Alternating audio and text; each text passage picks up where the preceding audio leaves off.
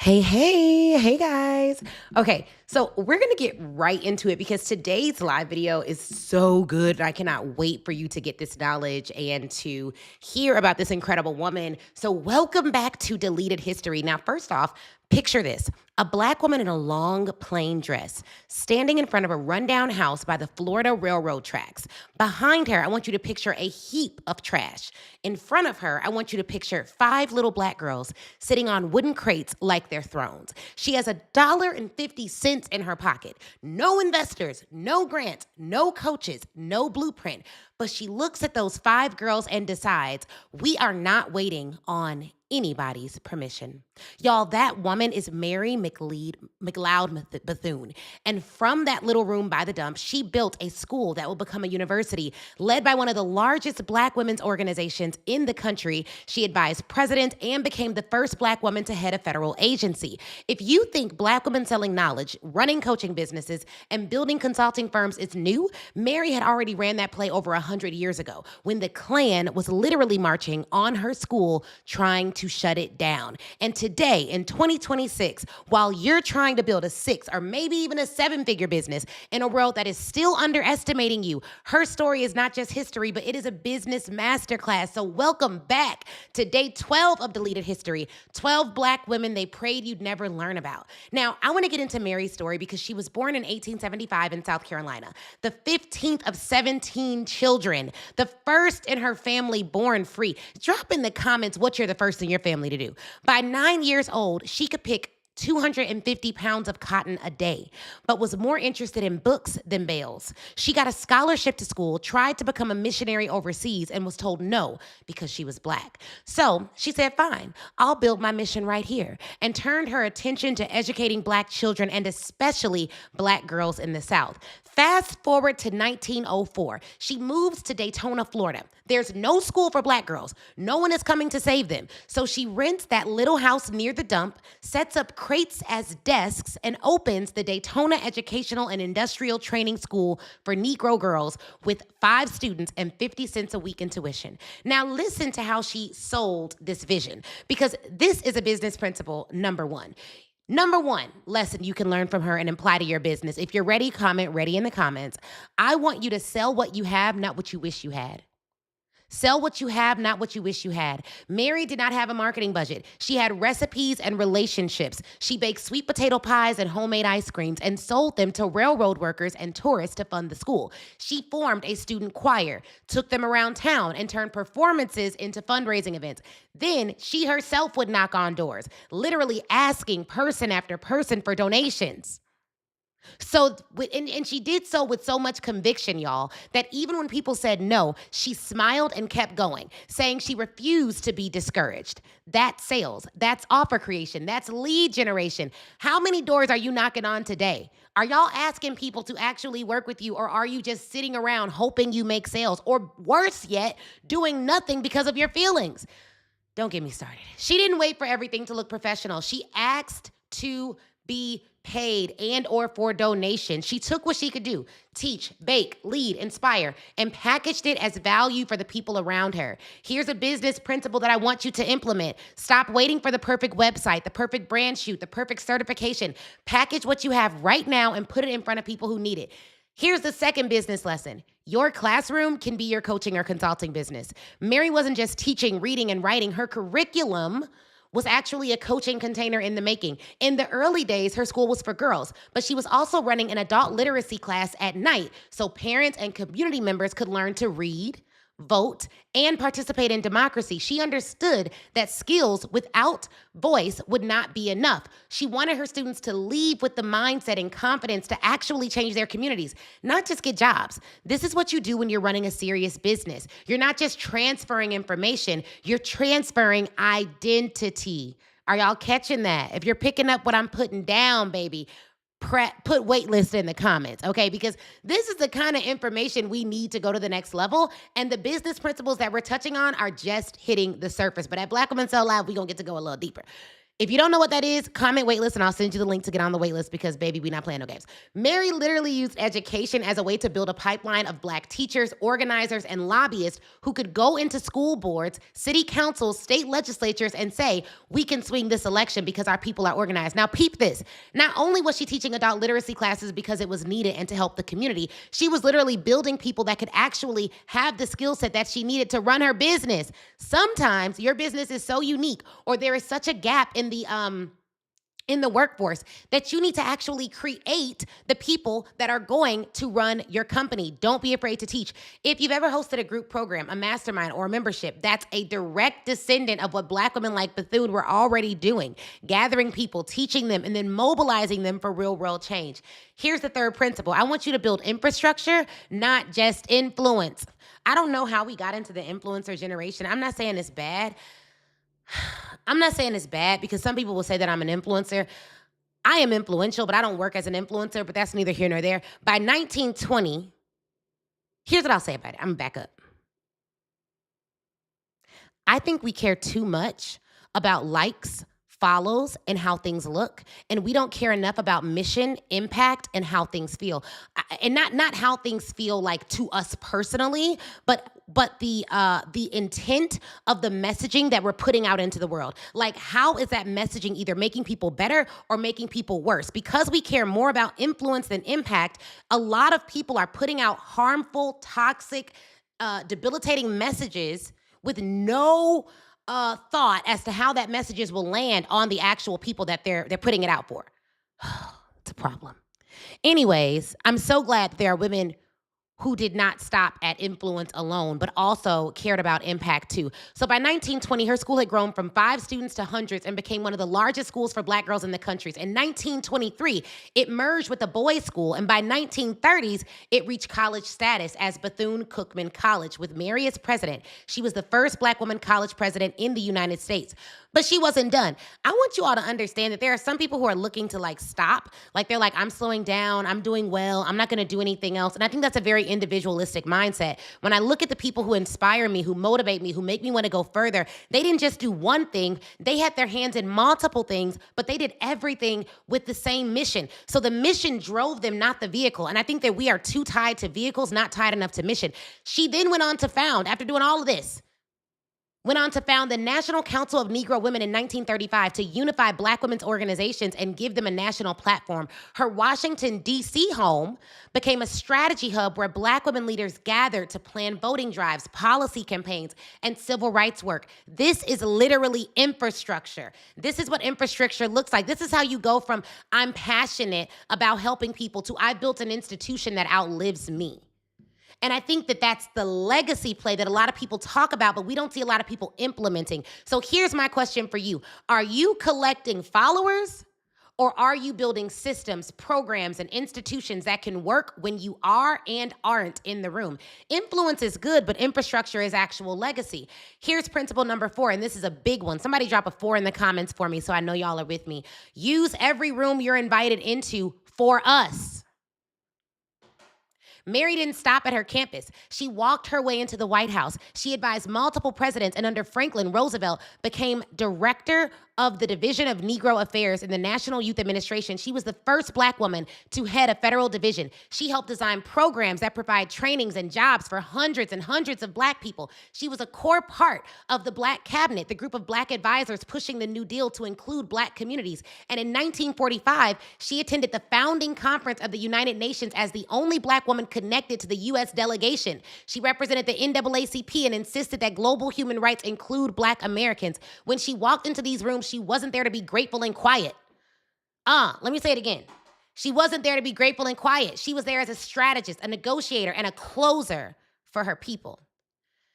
For you, that might look like walking into corporate contracts as the expert, not being labeled as the diversity hire who's scared to actually speak up for diversity, negotiating brand deals from a place of authority, and then using that money to actually help your community, sitting on boards and actually speaking up about how decisions impact Black communities. You are not in these rooms by accident.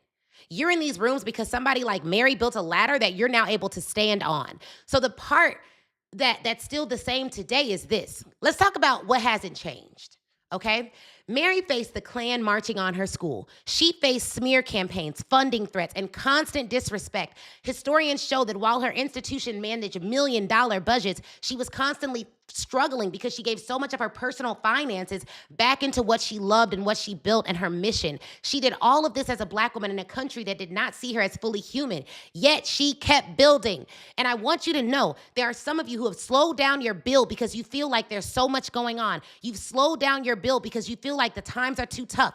That is not what we do. It's not. It's just not in our blood. Today, in 2026, you don't have the Klan at your door, but you do have investors doubting your numbers. You do have clients asking for discounts they'd never ask your white counterparts, failing to pay you while still, which is a form of disrespect, let's be clear, and then pretending that it's okay because they do not respect people who look like them. That's a problem. You have rooms that clap for your story but hesitate to cut the check. That's a problem. There are business principles that anybody can teach you. You can learn how to price from anybody. You can learn how to build a funnel from anybody. You can learn how to write an email sequence from anybody. But what they cannot teach you if they have not lived it is this: how to sell while being underestimated, how to show up as a Black woman leader when every stereotype says do it alone and tone it down, how to keep going when discrimination is not theoretical. It's in your inbox, your contracts, your comments, and how your clients treat you. That's why this isn't just about theory, it's about lineage. That's why I created Deleted History, 28 women they prayed you'd never learn about. Because the playbook that you need is not new, it's just been buried. Mary Bethune was running a school, a movement, and funding a machine before there was Instagram. I've spent the last 8 years leaving a very successful legal career and a thriving law firm to dedicate myself fully to teaching Black women how to sell their expertise with power, integrity, and strategy, because this is survival and legacy for us, just like it was for her. When I talk about making over $1 million in today's money from the knowledge that God gave me, that's not flexing. That's proof that when Black women package their expertise and build infrastructure, we can change our bloodlines. It's a shame that only 2% of Black women business owners in 2026 do $1 million. Less than 2%. It's not okay. It's not okay, and we have dedicated our company's mission to helping to change that. And if Mary can turn $1.50, 5 students, and homemade sweet potato pies into a university, a national council, and a seat at the United Nations table, what could you build if you had a clear offer rooted in your real expertise, a sales system that didn't require you to shrink yourself, community with women who understand being brilliant, Black, and underestimated and are still choosing to build? You think you need more this and you need more that. What you need is to understand what your true identity is. If you don't understand that, it's going to be very, very difficult for you. It's going to be hard. And you probably feel that. You need a mindset shift. You need to stop hanging around people that let you make more excuses than ideas. You need to stop hanging around people that let your ideas stay high in the sky instead of putting them on paper. You need massive execution. I really want every Black woman leader to hear me on this. You have to move faster. You have to stop letting the mental gymnastics stop you from getting after it. And if you don't, the actual goal that is buried within your thoughts, your ideas, your mind, and your business will stay buried. But Mary did not make history by staying still, by staying quiet, by staying stuck, that letting fear lead her. And she had physical fear of Klansmen trying to stop her and still kept going. I study 3 things, and I tell my clients this all the time. I study history so that I can know where I come from and know who I am. And I study scripture so that I don't get too pissed off about the history that I start treating people the way they treated us. And then I study science because I know that neurologically there is a way that my brain works. And if I understand it, then I can control it and stop letting my thoughts run amok and control me. I recommend that if you are someone who is constantly overthinking, constantly frustrated, you struggle with self-esteem, you struggle with self-identity, you let Instagram and reality shows and all this nonsense tell you who you are, you struggle with your story because your parents weren't there or you didn't feel respected, I recommend you develop a new narrative of your past that fuels your future. I recommend that you don't allow the women that we have studied over the last 12 days and all of their work to be in vain because you have decided to live in a lower identity than the one that our history gave us. That you have decided to look at our history selectively and end it at slavery and not look at it as the entrepreneurs, the educators, the government advisors, the officials that we are. This country is just as much built on our brilliance as anyone else's. I will not let anyone make me feel uncomfortable in a country that my ancestors built. If I decide to go out the country and to leave America, that is my choice, but I will not be run out. I will not be kicked out. And every single day, you let people make you think you are less than because you are a Black woman, that you can't do it because you are a Black woman, that it's too hard right now. You keep repeating a narrative that makes you feel small and stuck and insignificant. Then you will live beneath your brilliance.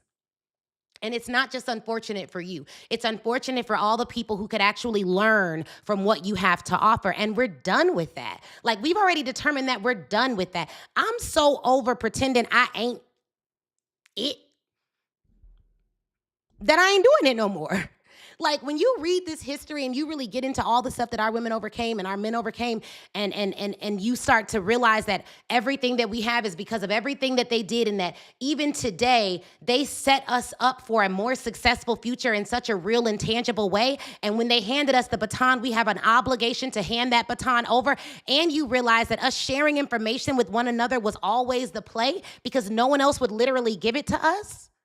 And there was a reason why there's something particularly sacred and special about women sharing information with other women. And if we could get over negative stereotypes, we could realize that we have always been our own solution and we have always been our own platform. And yes, other people have helped, but that did not come until we started to look to each other and help ourselves.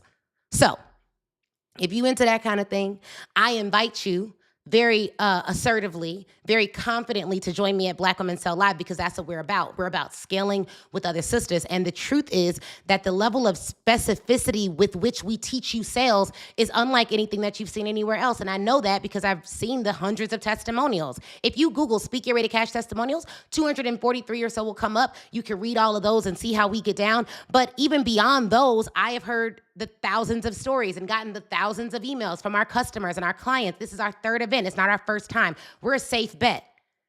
We've been doing this a long time. I've been doing events since 2018. This is probably my, 30th live event if I were to count them all up. But it's our third Black Women Sell Live. And I want you there. The theme this year is the original innovators, because we've been doing this. A lot of you are starting from scratch, not realizing that our ancestors already started. So we don't have to start from scratch. We could start from there. We could start from where they set us up for. Check this out and join me at Black Women Sell Live.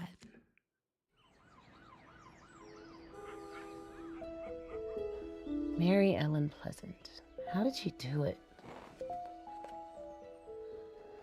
Oh, I wish I could just screw myself.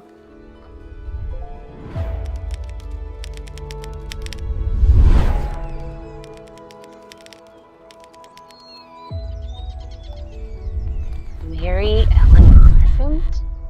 This can't be real. Real or not, you've been carrying quite the load. You see, wealth isn't always about what you keep. It's what you connect. Ida B. Well? When I wrote, I didn't just report, I revealed.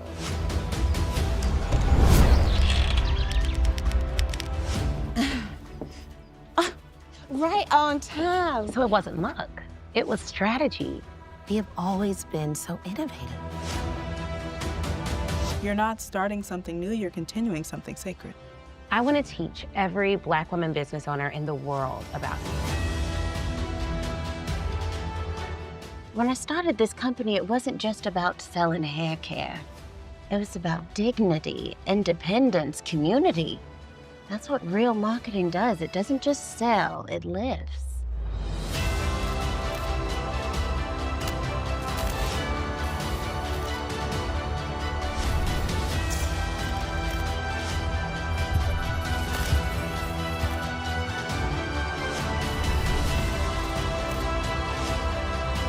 See, a true sale is not made in the pocket, it's made in the heart.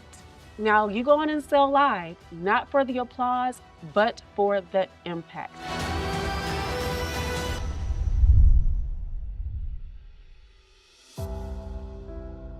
Y'all, the vibes are vibing. The vibes are vibing. It's going to be a great event. I want to see you there. I want to see you there. Comment wait list right now. Get on the wait list. Shout out to all our new followers. If you have not been here, my name is Ashley Kirkwood. I have done over $11 million in lifetime sales in my business. And now we help experts, licensed and professional services providers to grow their companies and sell more services while living more life. I recently took a 40-day no work sabbatical with my family, traveling around the world in complete luxury. And we have done that for the past 3 years because I believe in prioritizing your life as well as scaling a business. And you really can do both. I am a happy entrepreneur. I am not miserable. I love my life. I love my husband. I have a wonderful marriage. And I don't say that because I am bragging. I say that because I want you to know that if you come to the event, you're not going to be learning how to be a miserable, give everything while keeping nothing for yourself entrepreneur. You're going to learn how to give and serve from your overflow and abundance, and to do it in a way that honors God,